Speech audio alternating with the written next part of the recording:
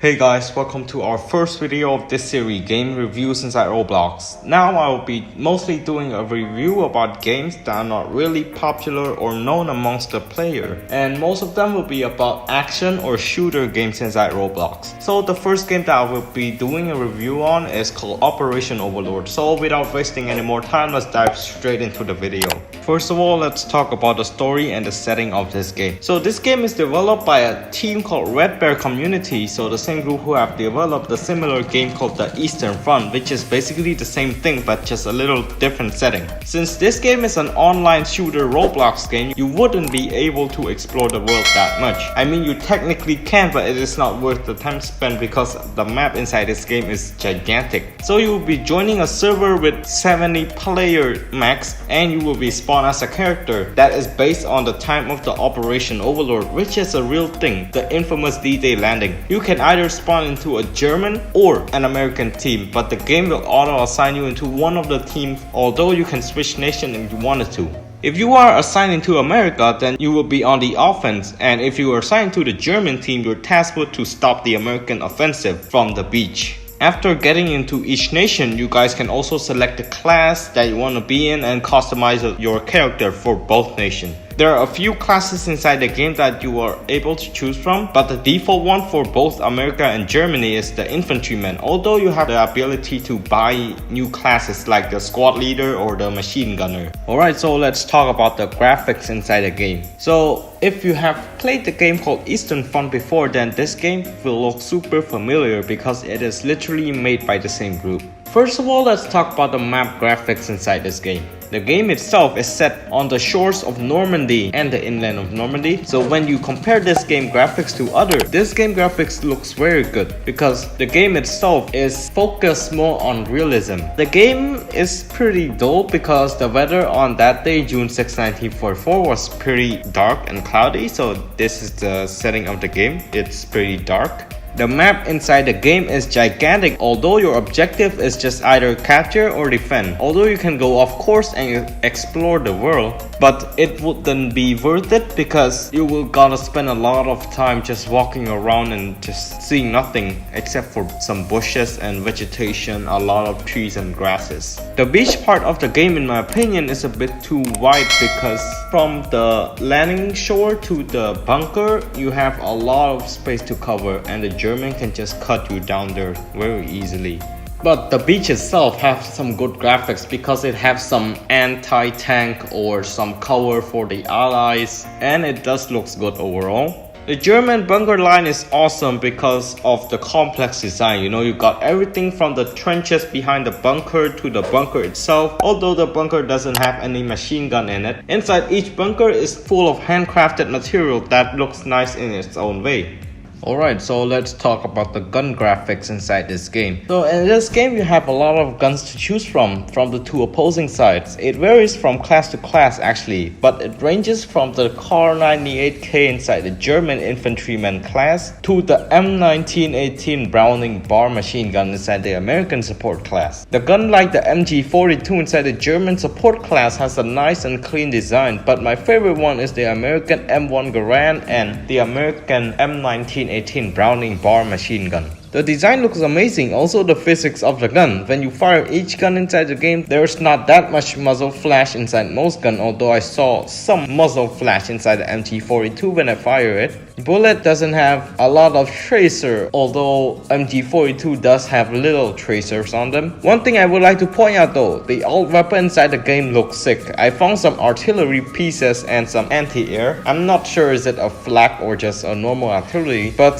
the design is amazing and clean. But sadly, you can't really use it. Alright, so let's talk about the gameplay of the game itself. So this game is pretty straightforward. It is an FPS game. If I can describe it in a short sentence, I would say that this game is a pure realism. Sure, it is not for everyone because this game is the exact opposite of arcadic shooter like Phantom Forces or Arsenal. It is focused on realism and it makes the game pretty hard to play, which is sometimes quite annoying because in order to restore health, you would have to use a bunch of medicine and medical stuff in order to prevent bleeding and slow down the pain. Ammo inside this game is also limited, but that doesn't mean that you only have a couple of magazines throughout the entire game.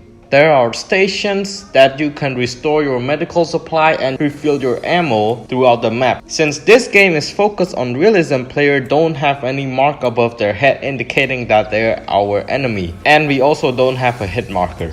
So in order to make sure that you hit someone, you really can only shoot in that direction and try to see if the blood pop out of the player that you want to hit or not. And it also make it kind of hard to spot the enemy from the distance, especially inside the forest inland region of the game. Because unlike Phantom Forces or Unit 1968, this game does not mark the enemy for us when we hit them. You gotta just shoot in that direction and make sure that you pin down the enemy and he stop moving. That is the only way to make sure that he died. Anything else, you can't really know if he's dead or not. If he's just sitting down there, he might be just crawling waiting to ambush you and your friends, or he might be dead. You can never know about that.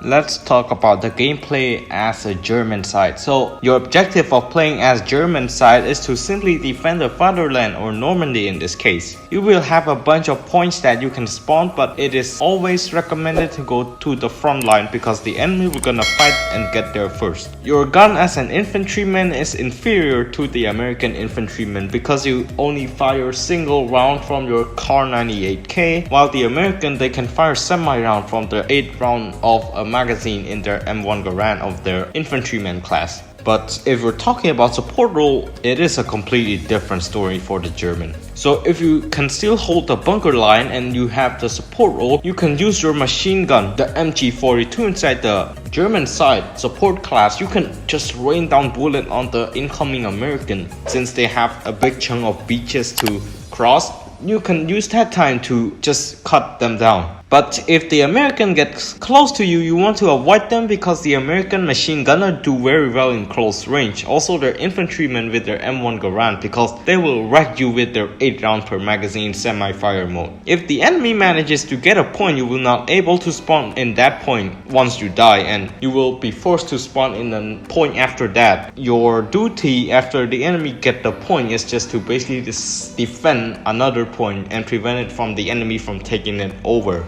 Now let's talk about the gameplay from the American side. So if the game or you decided to join the American side, then your objective is simple. Literally the opposite of the German. So your objective is to push inland and take points after points after points and eventually reach the end and win the game. You will be spawned in a ship and you will be taking the landing craft, go to the beach with a bunch of teammates in order to storm the beach. Although it does not look as dramatic as the scene from Saving Private Ryan or Call of Duty World War II landing the beach scene. Anyways, when the landing craft hit the beach and you guys will have to storm the beach past a bunch of barricades, anti-tank ditches and a bunch of German defender and a hail of bullet by the German defender, who is defending the beach in their bunker with MT42s and Kar 98Ks. After you made it to the bunker line alive, you will have to clear it and keep pushing forward with your comrades until you get the first objective, and then you can continue inland from that objective. Because as I mentioned earlier, once you get an objective, you can spawn on that objective, so it will be easier. You don't have to take any more boats from your big battleship in order to get inland.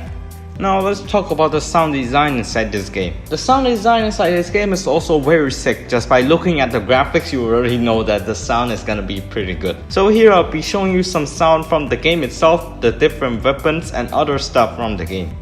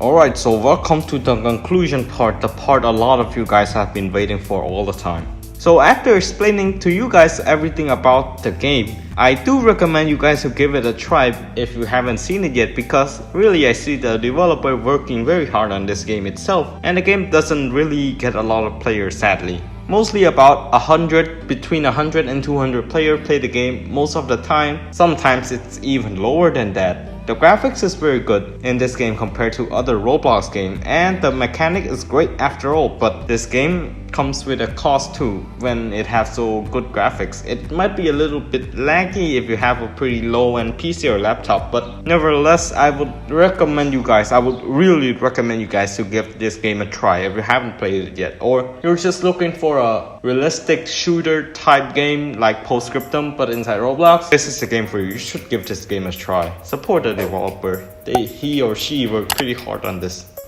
So yeah, that's pretty much it for the first video of this game review series, and I sincerely hope that you guys enjoy the video and decide on your own about this game.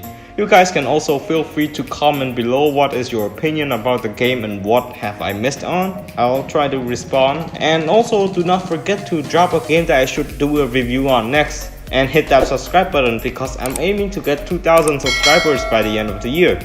Anyways, as always, goodbye and see you in the next video. Stay safe. Bye.